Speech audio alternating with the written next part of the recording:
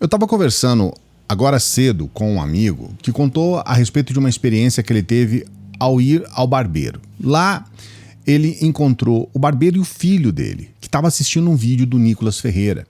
E ele ficou boquiaberto de ver o quanto o filho dele estava hipnotizado com aquele vídeo do Nicolas. Ele tentou argumentar com o menino, o rapaz que estava vendo o vídeo, e a partir dali ele percebeu que ele não conseguiu falar mais.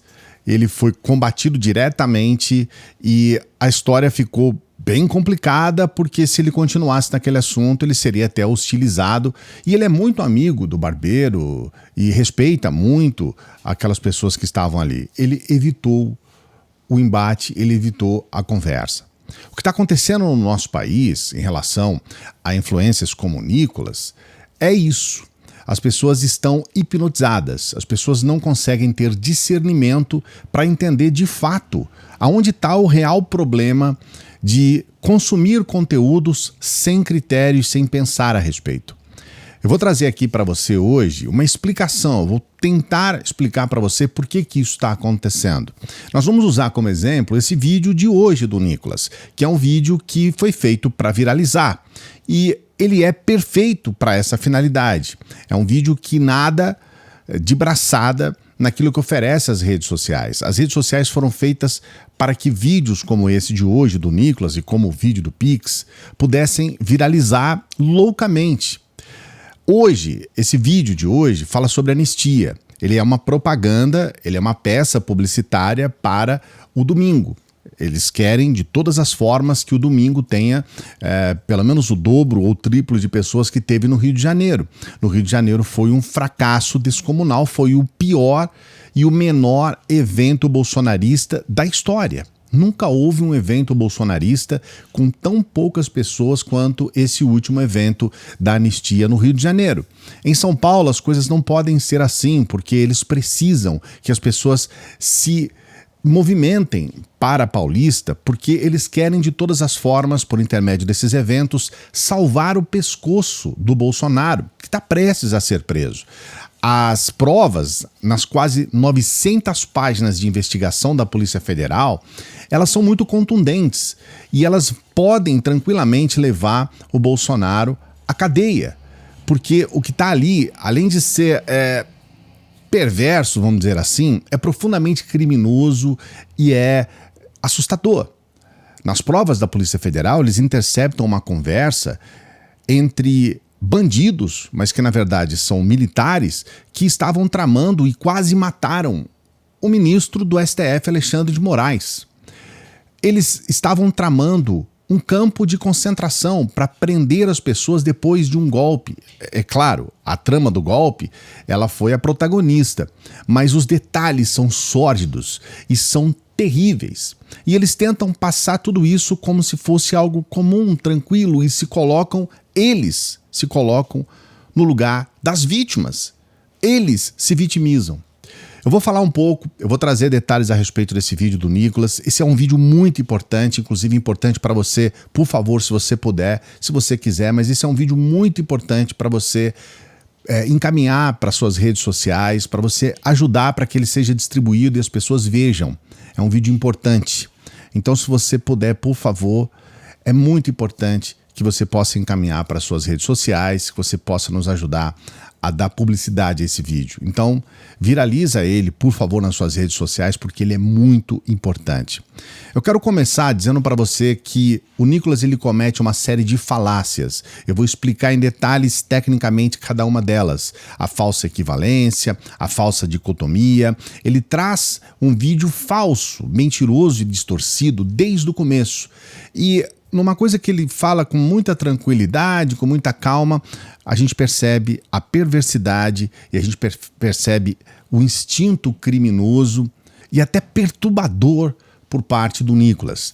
Eu vou trazer para você os trechos do vídeo, sempre pedindo para você dar o like. Por favor, dê o like no vídeo e, por favor, se inscreva no canal. Quando você se inscreve em um vídeo como esse, você ajuda muito para que o YouTube entenda que esse tipo de conteúdo é importante para a população brasileira e para as pessoas de língua portuguesa. Então se inscreva no canal e, por favor, dê o like se você já é inscrito, dê o like no vídeo.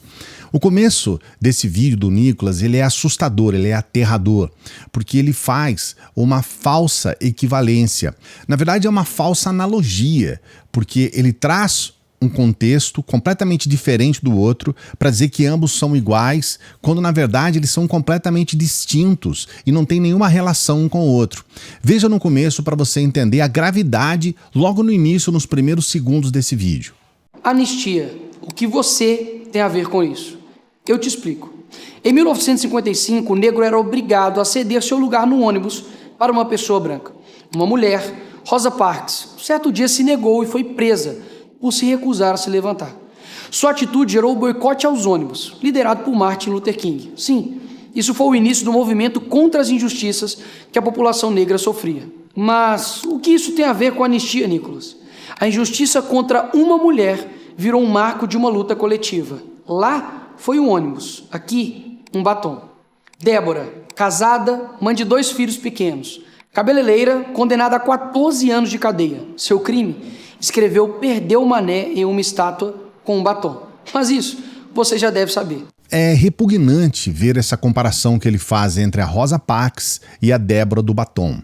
É muito importante que você saiba 2 questões de base aqui. A primeira, a Rosa Parks não cometeu absolutamente nenhum crime. Nada, zero. O contrário da Débora do batom. Ela é uma criminosa. Ela cometeu um crime. E ela foi condenada por ter cometido um crime.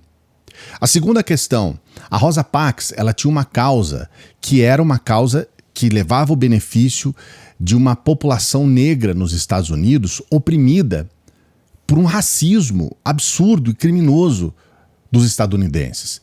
Então, a causa dela, ela levava para uma situação melhor, ou buscava trazer uma situação melhor para aqueles que estavam sendo oprimidos criminosamente. A causa da Débora do batom, ela iria levar à morte centenas de milhares de brasileiros apenas porque eles não são bolsonaristas ou porque eles têm um pensamento de esquerda. A causa da Débora do batom é um golpe de Estado com a presença de militares e com a opressão direta em cima do seu próprio povo. Nem mesmo a Débora do batom ou qualquer um golpista que estava lá no dia 8 de janeiro tem ou teria a garantia de que aquilo que eles estavam defendendo não poderia se voltar contra eles próprios, ou contra os filhos, ou contra os pais, ou contra os seus entes queridos. Então a causa da Rosa Parks contra o racismo não pode nem nunca deveria ser comparada à causa da Débora do batom defendendo um golpe de Estado, uma criminosa, uma pessoa que foi condenada por um crime, quando a Rosa Parks não foi condenada por um crime, ela foi vítima de racismo. Você entende como não há absolutamente nenhuma relação entre uma questão e outra? Mas as coisas, aqui é só o começo do vídeo, as coisas ficam muito piores, olha só. A pergunta que fica é, se ela tivesse escrito "Fora Bolsonaro" em vez de "Perdeu o Mané", Moraes e Dino teriam condenado ela da mesma forma? Uma pessoa que não tem uma imagem dela dentro do Congresso, quebrando nada, nenhuma violência. E pior, um funcionário da limpeza desfez o golpe de Estado da Débora com água e sabão. Quem gera mais risco à democracia? Uma cabeleireira com um batom ou 15 traficantes soltos pelo STF? A resposta todo mundo já sabe, mas muitos têm medo de responder. Aqui existem 2 questões. A primeira é a mentira clara. Ele disse que ela, por não ter invadido nenhum prédio, ela não cometeu nenhuma violência. Isso é uma mentira, porque, na verdade, para que ela chegasse até essa estátua, houve a necessidade de romper 3 barreiras impostas pelos policiais. É certo que a gente não tinha uma quantidade razoável de policiais para conter aquela turba, aqueles aloprados todos que invadiram aqueles locais. Mas é importante você saber, para que a Débora chegasse até a estátua, ela rompeu 3 barreiras, junto, obviamente, com o grupo ao qual ela fazia parte. Então, ela não deveria estar na estátua. Mesmo que ela não tenha quebrado nada dentro dos prédios, o local onde ela estava era proibido para a presença dela. e, logicamente, de todos aqueles que estavam junto com ela. Então é mentira. Ela esteve ao lado de pessoas que utilizaram violência para que ela pudesse estar na estátua. E aí nós temos uma falsa dicotomia. A falsa dicotomia, é uma falácia que traz apenas duas opções, como se essas duas opções fossem apenas as únicas disponíveis. Ou seja, ele coloca uma relação entre a prisão da Débora e a prisão de traficantes. Na verdade, a prisão de traficantes ou a soltura de traficantes não tem nenhuma relação com a prisão da Débora, porque ambos, se é traficante, deveria estar preso e ponto final, não há debate sobre isso. Se foi preso, a questão das investigações mostrou que ele é um criminoso, tem que estar preso. A Débora, a mesma coisa. Se ela é uma criminosa e foi provado, e não precisa muita coisa, existem imagens para isso, ela tem que estar presa também. Então não há relação entre soltura ou possível questão, que aqui é uma questão jurídica, especificamente processual, dos traficantes com relação a Débora. Mas ele utiliza o ódio que a maioria da sociedade tem contra traficantes para tentar dizer que os que são mais perigosos do que a Débora foram soltos e ela não. Na verdade, não há relação entre questões, porque estamos falando de casos jurídicos e processos jurídicos distintos. Aqui é mais uma desonestidade descomunal do Nicolas nesse roteiro. Mas fica até o final do vídeo, hein? Tem umas questões para a gente abordar aqui, mas vamos trazer um pouquinho mais de reflexão sobre esse vídeo. Já está bem claro que a justiça tem lado. E se você usar vermelho, tudo bem. Mas se não, tem uma má notícia para você. Em 2006, o MST invadiu e depredou a Câmara. Condenados? 0. Em 2017, o protesto Ocupa Brasília reuniu 45 mil manifestantes de esquerda contra o Temer. Nesse dia, a sede de 3 ministérios foi incendiada e houve depredação em 8 prédios. Condenados? 0. Em 2018, o prédio da ministra Carmen Lúcia foi pichado por integrantes do MST. Sabe qual foi a condenação para eles? 0. Onde estava o STF para condená-los a 14 anos de prisão? Percebe? Não há justiça, muito menos senso de proporção nas condenações. É mera e pura vontade de acabar com a vida de pessoas. Falamos sobre falsa analogia e falsa dicotomia. E aqui nesse trecho nós vamos falar sobre falsa equivalência. O Nicolas coloca assuntos que parecem iguais para fazer uma equivalência entre eles. Porém, eles não são iguais, não é a mesma coisa. Sim, nós temos atos de vandalismo. É claro que eu e talvez você, nós sejamos contra ataques de vandalismo de qualquer natureza, em qualquer lugar, sobre qualquer circunstância. Mas, veja bem, o que aconteceu no 8 de janeiro não foi apenas um ato de vandalismo. Existia um objetivo por trás. O objetivo era o golpe de Estado. O objetivo era ocupar aqueles prédios para que, a partir dessa ocupação, fosse gerada uma GLO e, com a GLO, o Exército ocuparia o governo. E aí sim teria o golpe de Estado. A ação do 8 de janeiro, especificamente, ela não se constitui numa ação de golpe de Estado, mas ela faz parte de um engendramento, ela faz parte de uma proposta que é uma proposta de golpe de Estado, é uma tentativa de golpe de Estado. Ela era uma das, digamos, dos degraus, ela era uma das questões utilizadas estratégicas para a tentativa do golpe de Estado. O 8 de janeiro tinha esse objetivo, criar o caos para que pudesse então ser decretada uma GLO, para que então o Exército entrasse lá. Nos 2 atos que ele cita, tanto o MST quanto o ataque ao apartamento da Carmen Lúcia, ao prédio da Carmen Lúcia, não havia o objetivo de golpe de Estado. O MST não queria dar um golpe de Estado. Aquelas pessoas que atacaram o apartamento da Carmen Lúcia, o prédio, não queriam um golpe de Estado. Havia ali uma manifestação que sim, pode ter sido exagerada, pode ter tido atos de vandalismo, mas não havia uma estratégia de golpe de Estado. E essas pessoas que foram condenadas no 8 de janeiro, o ato de vandalismo estava incluído entre os crimes, mas não era o único. No caso da criminosa do batom, por exemplo, o ato de vandalismo dela com relação à estátua, ele está estipulado na pena. E ele nem sequer foi colocado na pena como a pena máxima de um ato de vandalismo. Um ano. Esse foi a pena sobre o ato de vandalismo dela utilizar o batom na estátua. O que aumentou a pena, e mesmo assim não foi a pena máxima, foi exatamente ela ter se aproveitado da violência de pessoas que invadiram as barreiras policiais para chegar até a estátua. Foi ela ter tido um impulso inicial e final voltado para um objetivo chamado golpe de Estado, uma tentativa de golpe de Estado. Então, a Débora, do batom, cometeu 5 crimes. E o ato de vandalismo foi para essa finalidade. Então, é importante a gente entender que aqui, nessa falsa equivalência, ele está de todas as formas tentando mentir para as pessoas. É falso. É mentiroso, é distorcido. Mas, Nicolas, você vai passar pano só porque é do seu lado agora? Claro que não. O dia 8 foi um dia lamentável para o nosso país. Quebradeira e desordem nunca fez parte de nenhuma manifestação da direita. O que nós queremos é simples: justiça. E justiça é punir sem vingança, mas dar a cada um que é seu, nem mais nem menos. O Brasil já anistiou torturadores e corruptos. Negar perdão a manifestante é escolher punir só o que tem menos poder. Ou coloca todos os envolvidos da esquerda, que já fizeram o mesmo na cadeia, ou solta os da direita para ficar igual os da esquerda.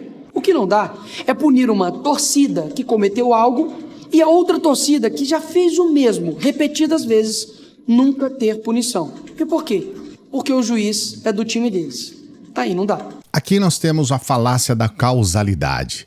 Quando ele coloca criminosos, golpistas, que tentavam um golpe de Estado e chama esses criminosos de torcida, eles na verdade estão associando alguém que tem uma paixão por um time de futebol, que é um direito de cada pessoa, é um direito de todos nós, a uma ação quase terrorista de golpe de Estado. Ali nós temos criminosos. Não é crime você torcer para time algum, mas é crime você pedir um golpe de Estado. Então, você percebe o quanto é gravíssimo esses vídeos do Nicolas. E aqui eu quero trazer para você uma outra questão. São 2 questões que eu acho que nem cabe aqui para o vídeo não ficar muito longo. Ele fala o nome de algumas pessoas, ele cita o nome de algumas pessoas e coloca algumas discrepâncias. Teve uma pessoa, por exemplo, que era um morador de rua que foi preso em flagrante. As pessoas que estavam no local foram presas em flagrante. Depois, posteriormente, foi investigado, foi apresentado uma série de questões que mostram que possivelmente aquelas pessoas poderiam não ser culpadas diretamente pelo crime de tentativa de golpe de Estado. Muitas dessas pessoas foram liberadas. Nós temos mais de 500 pessoas que entraram em um acordo com o STF e não estão cumprindo pena alguma, absolutamente nenhuma. Foi feito um acordo, essas pessoas não vão ficar entrando na internet por um período, vão fazer um curso sobre democracia e está tudo certo. Agora, existe uma questão. Usar essas pessoas como exemplo para tentar, de certa forma, defender criminosos, golpistas, é mais do que uma disfarçatez. É desonestidade pura. É muita desonestidade. E você observa o seguinte, em alguns momentos ele cita os nomes, por exemplo, do Flávio Dino e do Alexandre de Moraes. Eles fazem isso com muita frequência, eles tentam colocar a causa que eles têm em torno de nomes. Citar o Alexandre de Moraes é uma dessas técnicas. Por quê? Porque fica uma briga entre aqueles criminosos que eles colocam como patriotas, como injustiçados, como vítimas, contra um CPF. Virou uma briga entre 2 pessoas. E, na verdade, nós temos que deixar bem claro, aqui nós temos, de um lado, criminosos, golpistas que tentaram um golpe de Estado, e do outro lado nós temos a justiça brasileira. Quando eles colocam Alexandre de Moraes, isso é uma forma indireta e muito capciosa de trazer um embate entre criminosos e CPFs. Esse é um enorme problema que a gente tem enfrentado. Nós temos muita dificuldade de entender tudo que está acontecendo no nosso país, porque a gente está hipnotizado, como aquele menino lá, filho do cabeleireiro, hipnotizado por aquilo que o celular nos traz.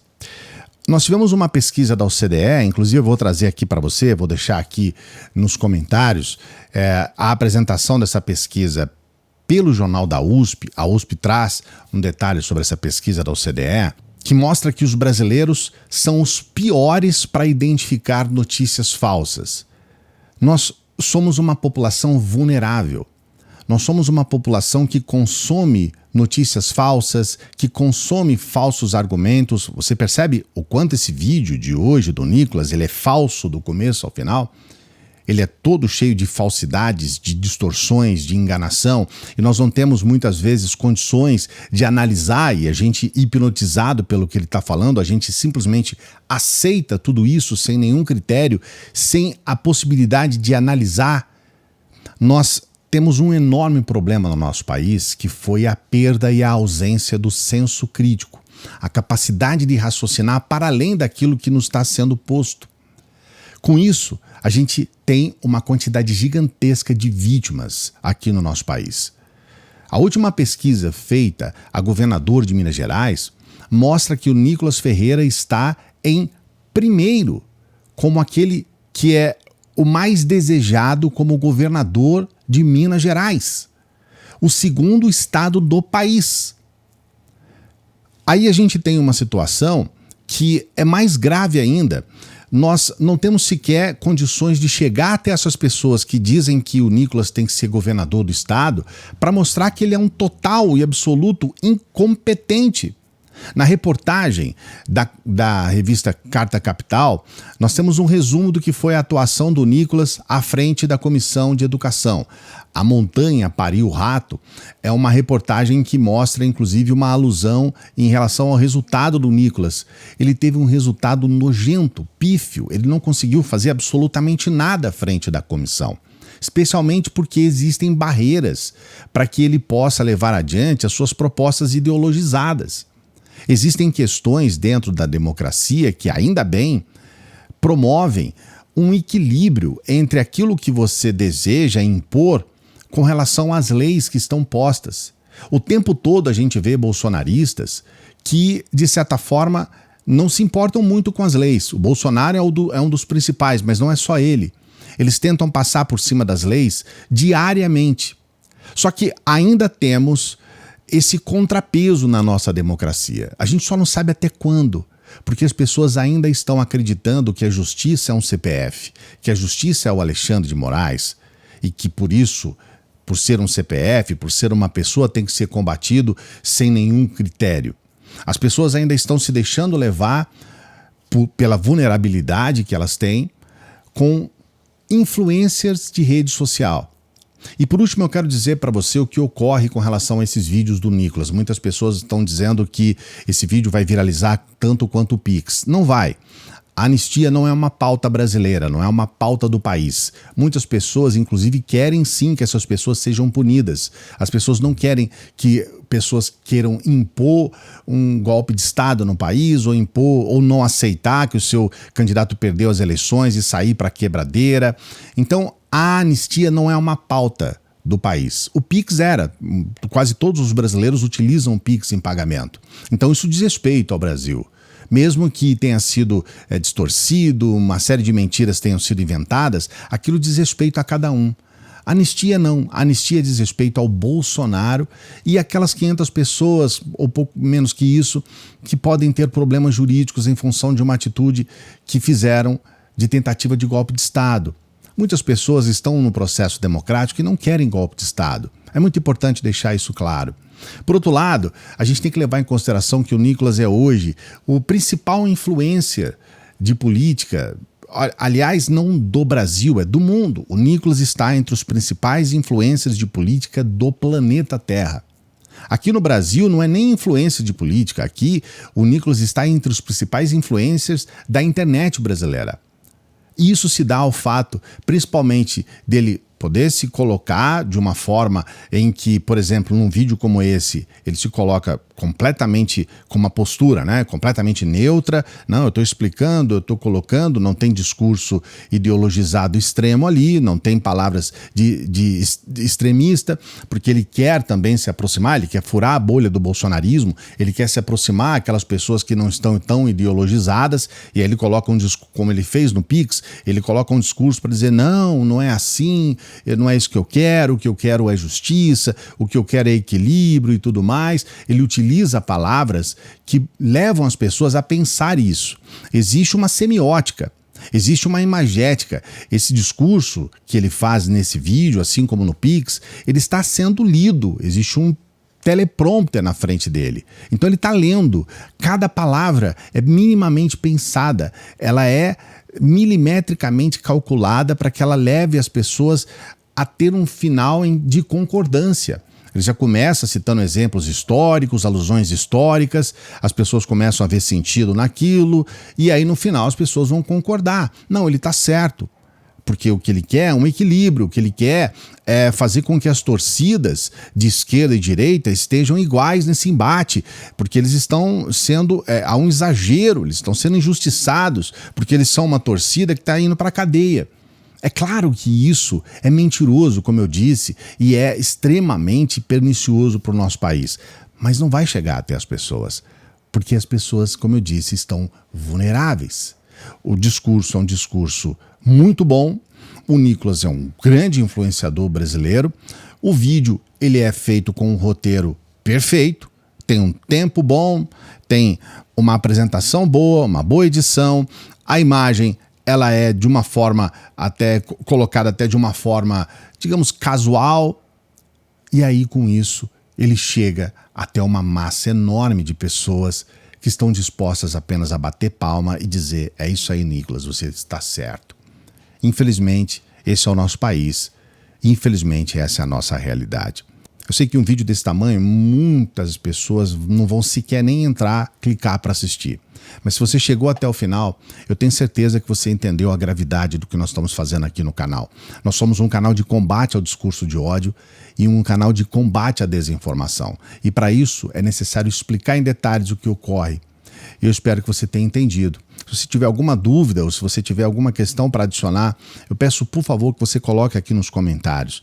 Coloque aqui no comentário o que você achou a respeito de todas as falsidades, de todas as falácias que nós apresentamos uma a uma nesse vídeo. O que você achou? Coloque aqui nos comentários o que você pensa a respeito do futuro político do Brasil com pessoas como o Nicolas Ferreira. Não se esqueça de dar o like no vídeo. Dê o like e, por favor, eu peço, por favor, se inscreva no canal. Todos os dias a gente trabalha para você, é o que a gente pede. Você também tem uma dica especial que a gente passa para as pessoas aqui que querem ter uma renda extra. Essa dica, ela funciona da seguinte forma, apenas com o seu celular você já pode trabalhar e você pode ter essa renda extra. Nós estamos falando de trabalho, tá? A gente não está falando de promessas vazias, não. Criptomoeda, joguinho do tigrinho, coisas assim. Você vai trabalhar apenas com o seu celular e você vai ter uma renda extra. Também não estão falando que você vai ganhar rios de dinheiro. R$300, R$500, R$1.000 todo mês. Você pode ganhar inclusive em dólares. Eu estou trazendo aqui para você pessoas que ganham em dólar e que entraram na nossa escola de negócios e já estão tendo a sua renda extra. Então entre no primeiro comentário fixado. Eu mesmo vou explicar tudo para você por intermédio do seu WhatsApp. Você vai clicar, você vai entrar no WhatsApp e a gente vai conversar, tá bom? E a gente sempre pede para as pessoas que chegam no final dos vídeos para que nos ajude, dê um apoio ao nosso trabalho. Você pode nos ajudar com qualquer valor pelo Pix. Você não é obrigado, não é obrigada. É só se você achar que o nosso trabalho é importante e merece uma ajuda. Não é fácil gravar um vídeo desse tamanho e trazer um roteiro como a gente trouxe aqui. E o que a gente pede, se você acha que o nosso trabalho é importante, dê uma força pra gente, com o valor que você puder, tá bom? Se você não puder, você ajuda quando você puder. Estamos numa sexta-feira, quero desejar pra você um bom final de semana. Daqui a pouquinho a gente volta. Salve progressistas, eu sou o Clayson. E se você gostou desse vídeo, você também vai gostar desse vídeo aqui, ó.